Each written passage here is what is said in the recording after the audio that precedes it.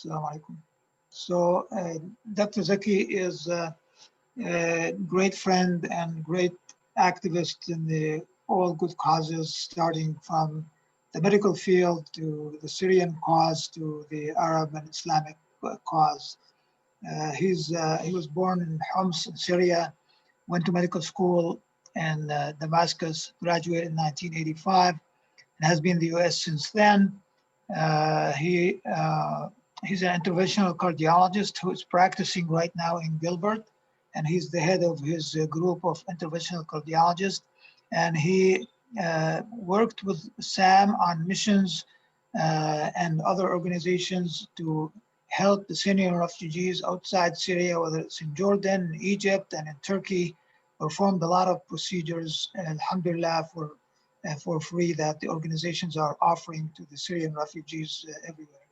The latest, he has become the president of Syrian American Council, which is an old advocacy organization for the Syrian people. And that's why we hope that he can give us the update on the condition of our brothers and sisters in Syria. Jazakumullah khair. Welcome, Dr. Zaki.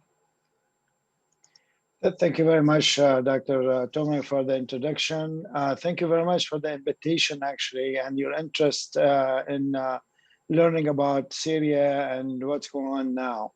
I'll start with introducing the organization I belong to. It's Syrian American Council, SAC, and this is an advocacy organization, grassroots based. So we do have members throughout the United States. This is not only an organization with a board, but actually members that are activists, and we communicate all the time about what needs to be done throughout the United States or in DC mostly, where we have our office and staff.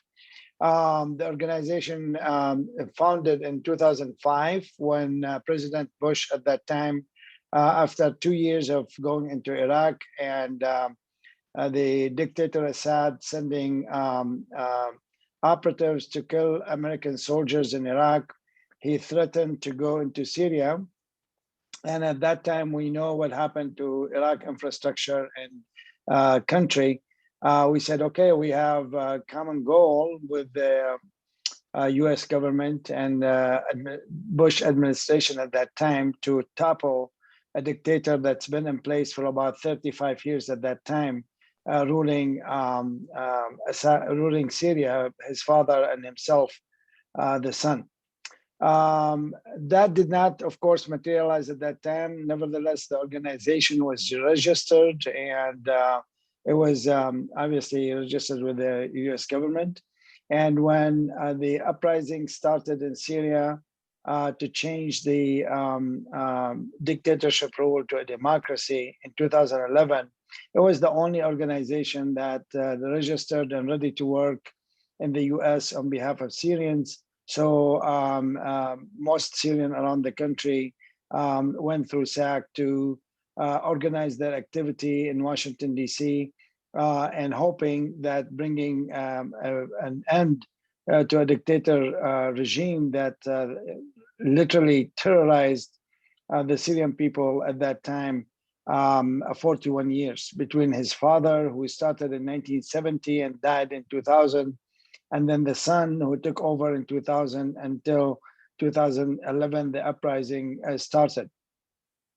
Of course, the uprising started with civilians and tens of thousands going into the street.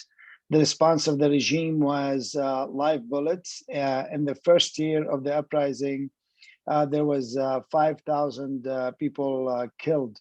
The second year, when people start defecting from the army because they don't want to shoot at civilians, and they start forming units actually to protect the civilian demonstration, then the regime called these people terrorists and start using all kind of military tools to destroy the infrastructure of the biggest city in Syria, attack people in their homes using fighter jets, helicopters, artillery, you name it. And this is all against civilians.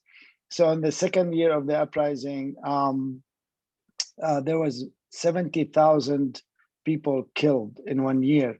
So far, 10 years later, we estimate about more than 1 million people died at the hands of the dictator Assad in Syria.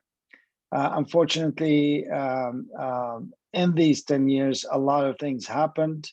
The civilian uprising that started peaceful, no weapons, people start picking up arms to defend themselves.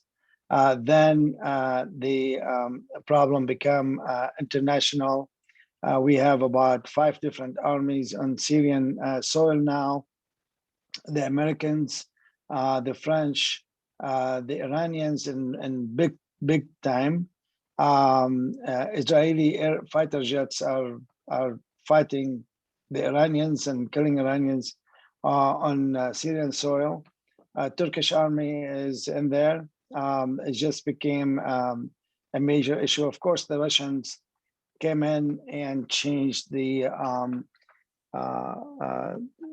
whole conflict in September of 2015.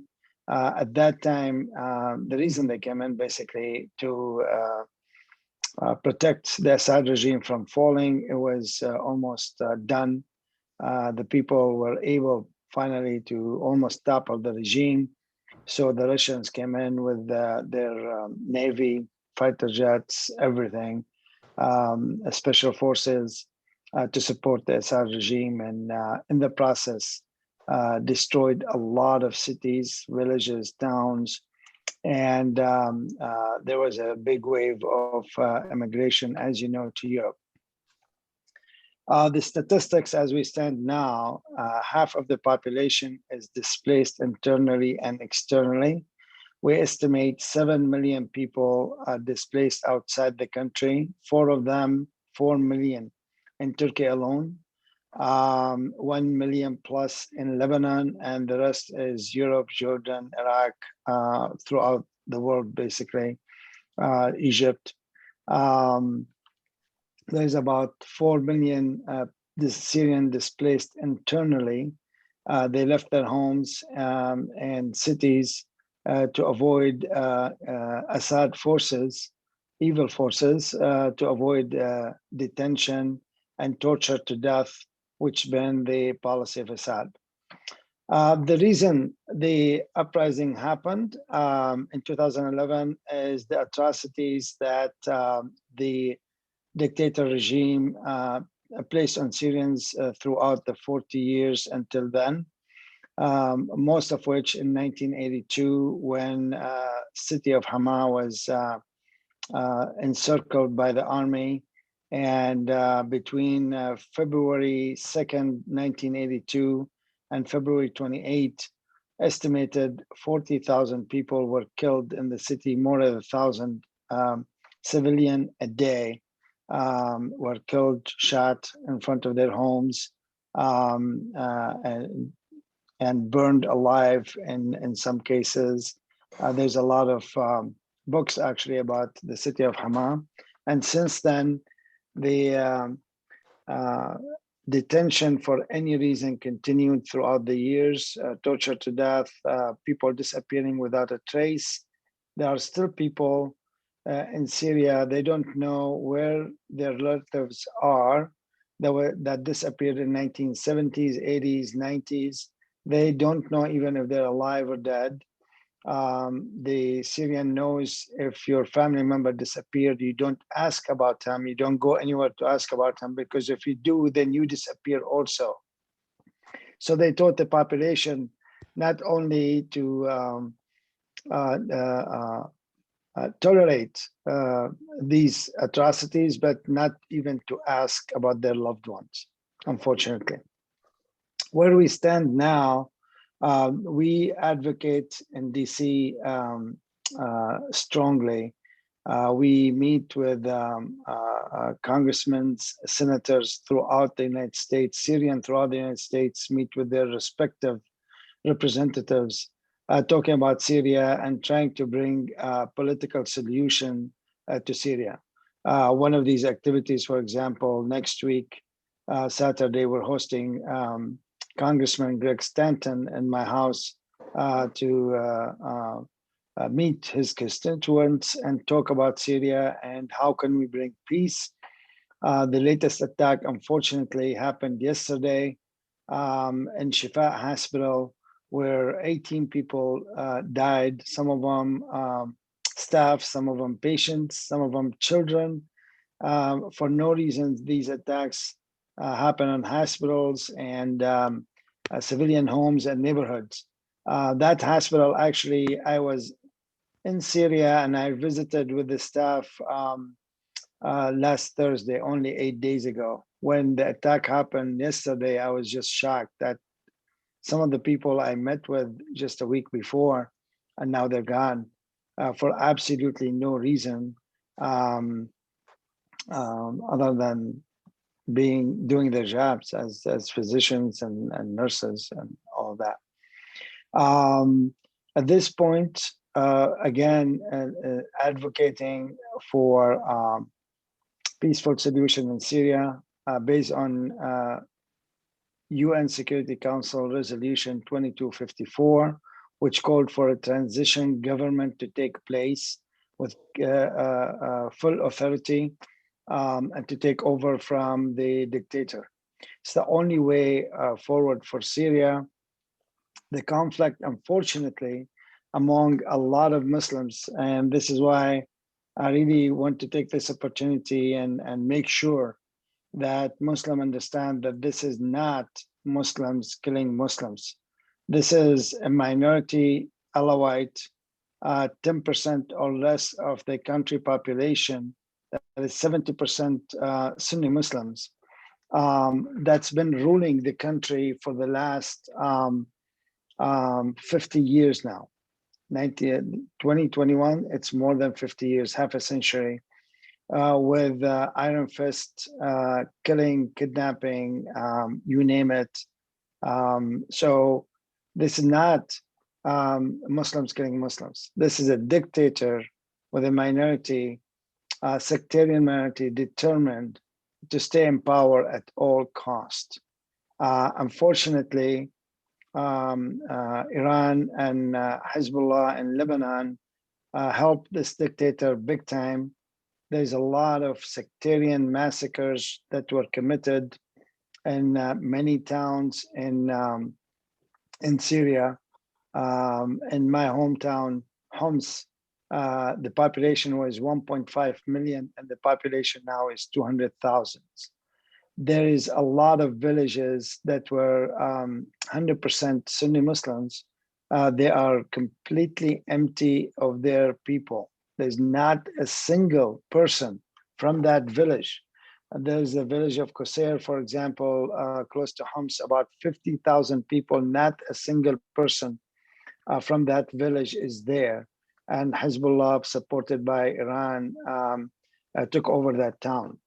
Syria now, with the help of, unfortunately, the Revolutionary Guard of Iran and other militias that they brought from Iraq and Afghanistan and Lebanon, is probably the #1 drug-producing state in the Middle East, exporting drugs to Europe and everywhere else. A lot of these shipments were seized by Italian authorities, Greek authorities, and others. We need to really talk about the role of Iran in Syria.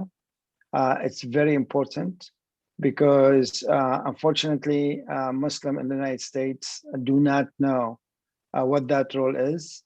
And they see that Iran is just a Muslim country, and it's been picked on by the US and other countries, and some Muslims in the United States want to stand by Iran, while unfortunately Iran is committing sectarian killing in Syria for the last 10 years.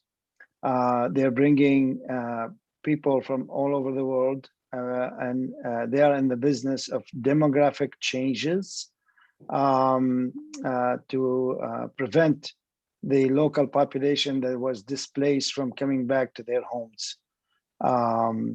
They are taking over basically all the infrastructure of trying to the country, definitely the military, and this is becoming a problem for us in achieving a solution in Syria, because now we are battling foreign governments, not only the dictator government in Damascus.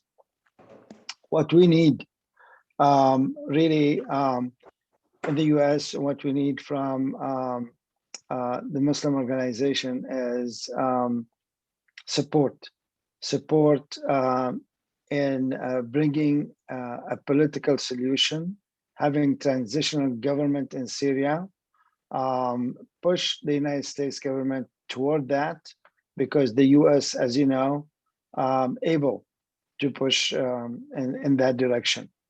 The Syrian problem is not a humanitarian one. Unfortunately, we need a lot of humanitarian aid. Russia and Iran are trying to block that from areas of the country that is not under the dictator rule.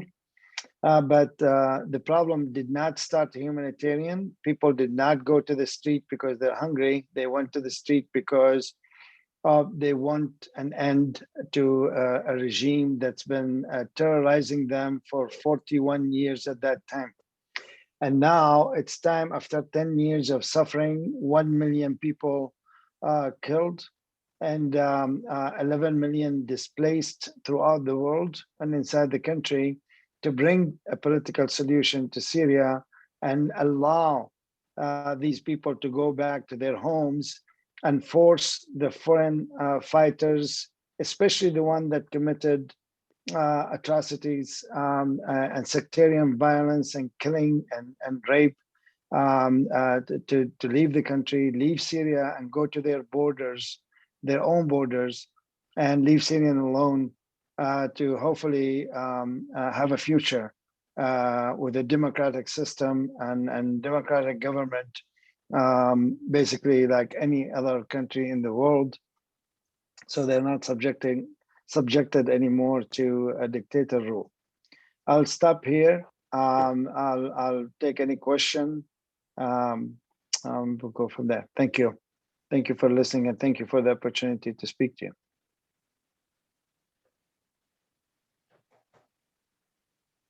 Dr. Salah? Yes, Jazakallah khair. We appreciate all the summary of a saga that you can write books and volumes on. It's the destruction of the life of at least 11 million people who have been displaced. But no less than those people, the people who are living under the regime, apparently they're submitting to his authority and not objecting and not fighting, but they have no amenity. They have no very little phones, very little electricity, very little food, and the inflation out of the skies. Like, can't afford rice, you can't afford bread, you can't afford meat, you can't afford fruits. These are the good people that are living under the regime. There's no air force to kill them, but there's famine and inflation out of the sky that makes their life miserable. So not only that he displaced 7 million people, but he also made all the 25 million Syrians suffer in one way or another, except for the few that are in control of the country, and except for the Iranians that are having a field day in Syria, just occupying Syria as if it's on their land, and they're just turning it into a satellite of Iran, basically, and connecting with Hezbollah to continue to oppress the Syrian people. Thank you, Dr. Tomei. This is very important. Syrian at this point, regardless, under areas that controlled by the dictator Assad or outside, they're all suffering the same way. he spent all the money that the government has on his war. Actually, there is no money left. And the Russians themselves that said that we were able to save the Assad government and regime militarily, but we're not sure we can save them economically. Because after all the billions of dollars that Iran poured into reserving the regime, and Russia did the same in the beginning, now they want their money back. And they're both suffering economically anyway, so they cannot pour any more money. And that's how the regime could collapse. One of the things we did, Syrian American organizations, we are about 7 or 8 of us, is we worked on something called Caesar Act that passed through the Congress. And that placed sanctions on Syrian officials, the president himself, his wife, his children, and companies that are supporting the regime financially and otherwise. This act has been almost like a robe around the neck of the regime, stopping him from hard currency and cash, leading to major problem for him in financing his war. Unfortunately, the people are suffering not because of these sanctions, because sanctions are applied to these companies and these individuals at the top, but the people are suffering because of the infrastructure and the economy that collapsed completely because of the war that he waged on his own people. And like I said, at this point, yes, the Syrians need a lot of assistance, and they receive a lot of assistance from countries. The US is number one, actually. Not enough, always not enough. People suffering a lot. But what we need is political transition. People do, at this point, all of them around Syria, saying there's no future for Syria with a dictator in place. I want to emphasize what Dr. Tomei also emphasized, the role of Iran, because this is very ambiguous issue for the Muslims in the US and the Muslim organizations in the US. And we want to differentiate between the role of Iran military in Syria in killing civilians, destroying infrastructure, arresting people, torturing to death, raping women and men in prisons. And this happened on a mass scale. This is not 1 or 2 incidents. And between the issue of Islam sects and all of that. These are 2 different issues. Nevertheless, the way they wage their war, unfortunately, is by fueling the sectarian issue, and the killing is beyond belief. Massacres documented way beyond anybody that can imagine. But this is again is not known to a lot of Muslims in the U.S.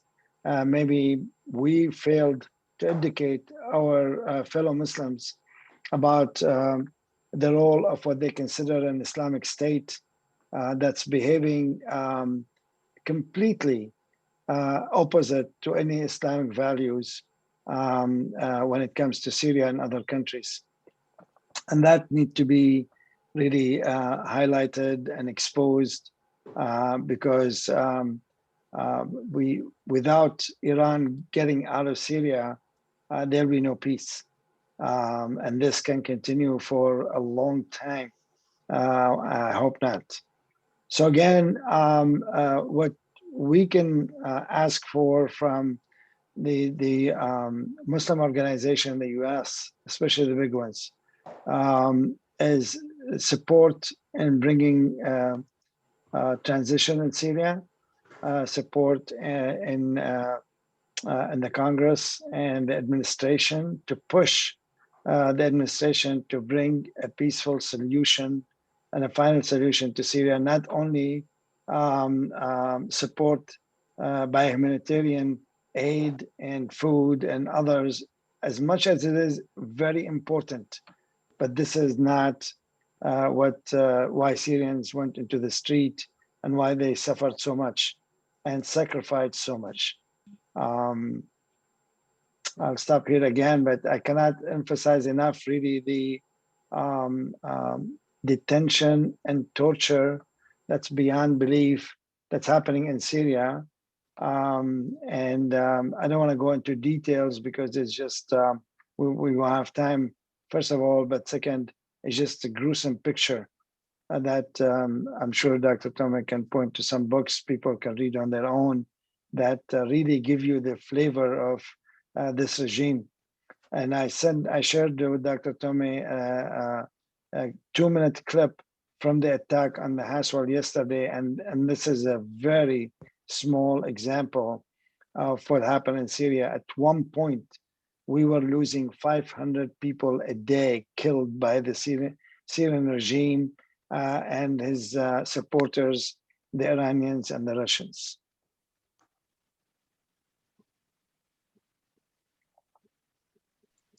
Jazakallah khair, Imam Ahmed.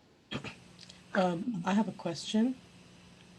Sister Azra, go ahead with your question, and after you, we have a question from Dr. Awisha as well. Okay, thank you, Dr. Lababidi, very much. You know, we, like you said, in America, we have some awareness of what was happening in Syria, but again, it was very good of you to bring us to the same page, you know, in 2021. Thank you.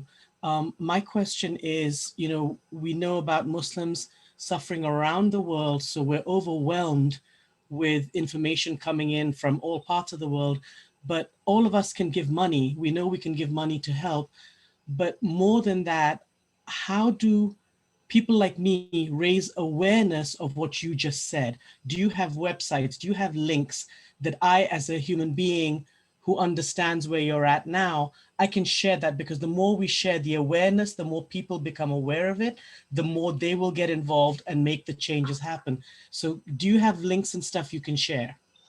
Sure. My organization website, obviously, Syrian American Council. You can go there, and there's a lot of news. There's a lot of links to events that happen. There is Syrian Memories. I'll provide some of the links that are good source to read about this, and some books even that you can read and educate oneself about what's happening and why. There are some books. There's one prisoner that was in prison for about 12 years, ended up coming to the United States, educated at Harvard. He actually wrote a book about his own experience in the United States, in the prison, I'm sorry. And that's one of the Tedmore prison, one of the most notorious prisons besides Sednaya prison that Assad has and killed a lot of people in. I will provide this to Dr. Tome as soon as possible to share with you all, and I would appreciate that you're spreading education about this issue.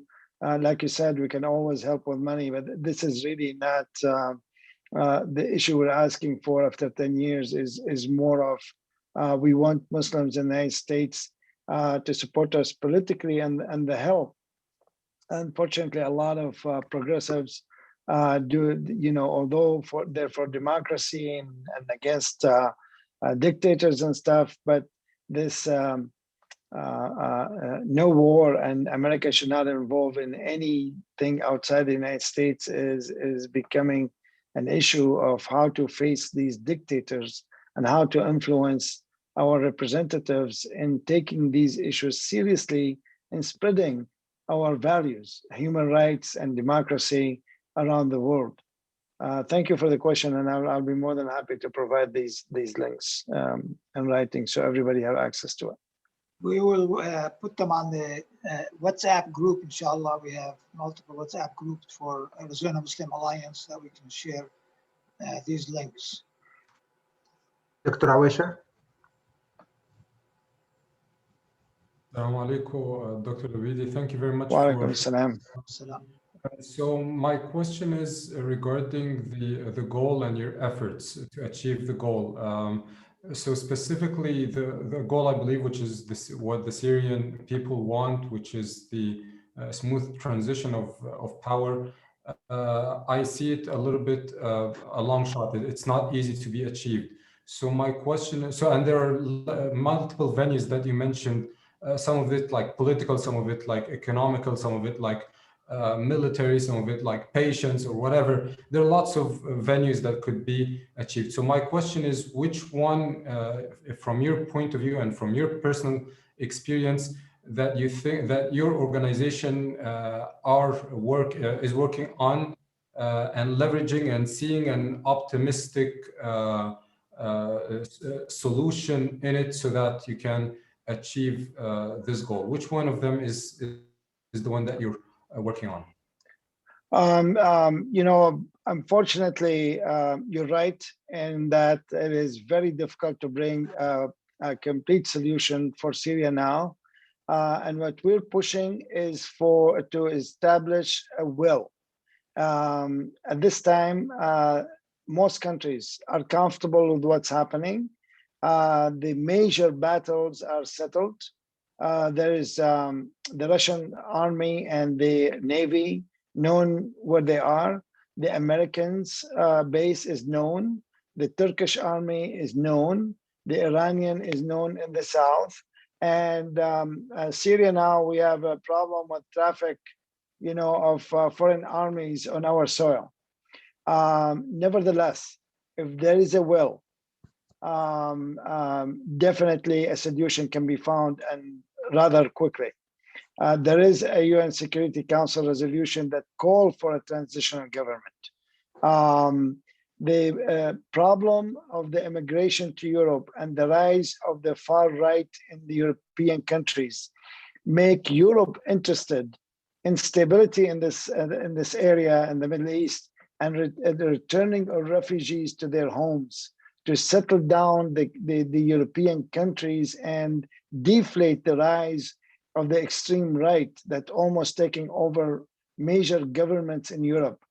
Same thing in the United States. Let's not forget January 6th, also related to inflation and the rise of the extreme right.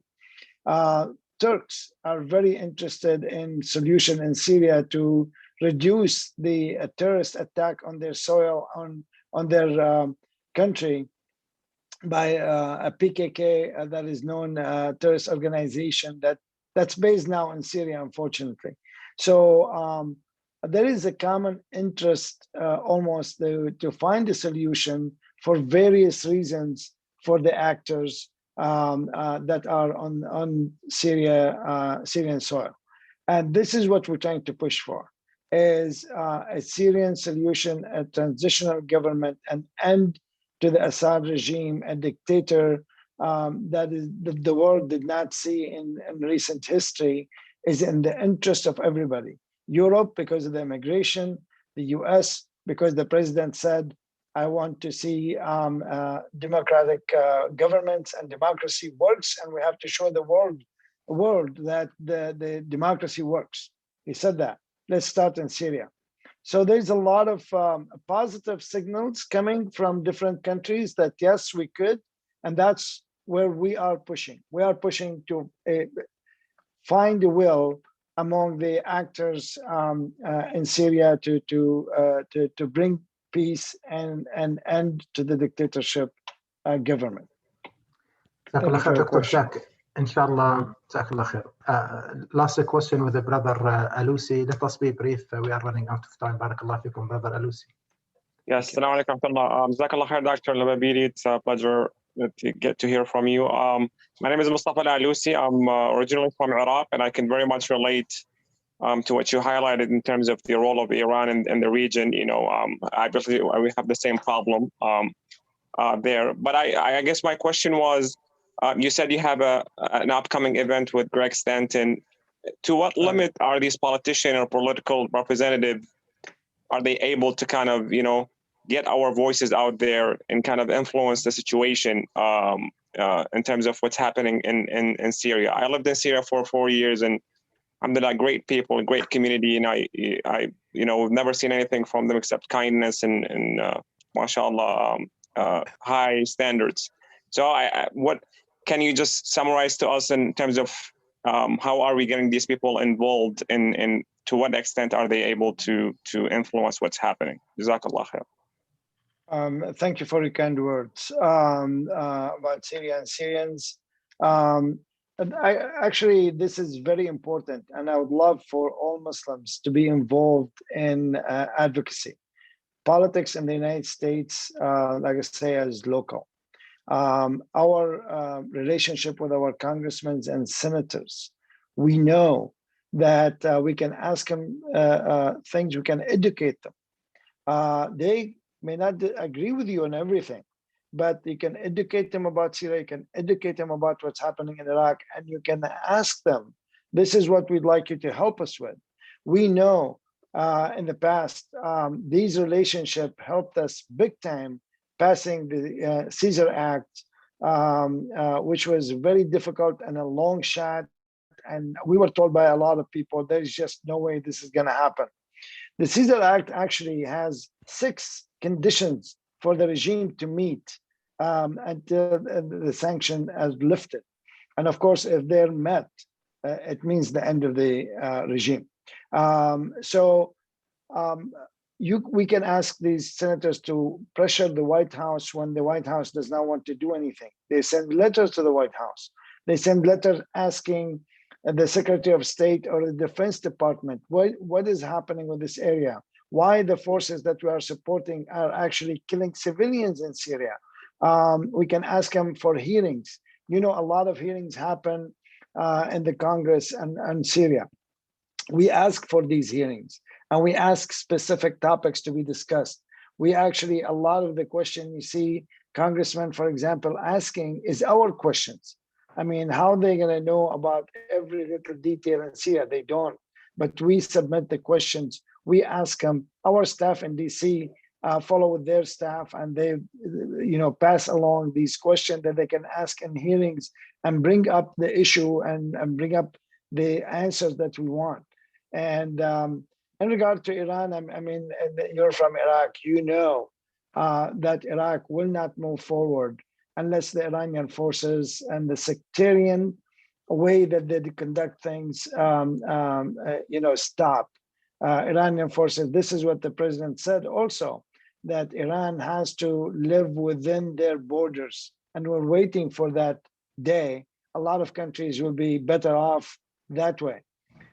You and I and other Muslims who knows the area, who knows what Iran is doing, have to educate our fellow Muslims that this is not an Islamic behavior. This is not an Islamic country. Unfortunately, their own people are suffering from their own rules, along with other countries. This is very important. They don't behave according to Islamic code in any way, shape, or fashion, the other way around, actually. So this is important education, and it's on our shoulders to do it for other Muslims in the United States, so they can help us also pressure the Congress and pressure the administration to stop Iran from their practices and destruction of any country they present is destroyed. Lebanon is destroyed, Iraq is destroyed, Syria is destroyed, Yemen is destroyed. Enough is enough.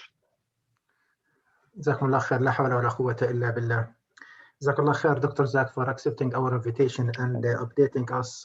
Brothers and sisters, I myself subscribe to Zak's newsletter, and they send action alerts a lot sometimes, asking us to send letter, call the Congress and our representatives. Please do that and help your brothers and sisters in Syrian cause, inshallah. With this, we come to the conclusion of our monthly meeting. Brothers and sisters, Jazakumullah khair. Ask Allah subhanahu wa ta'ala to reward you all. Subhanak Allahumma bihamdik. Nashhadu an la ilaha illa anta nastaghfiruka wa natubu ilayk. Barakallahu feekum. Jazakumullah khair, everyone. Assalamu alaikum wa rahmatullah.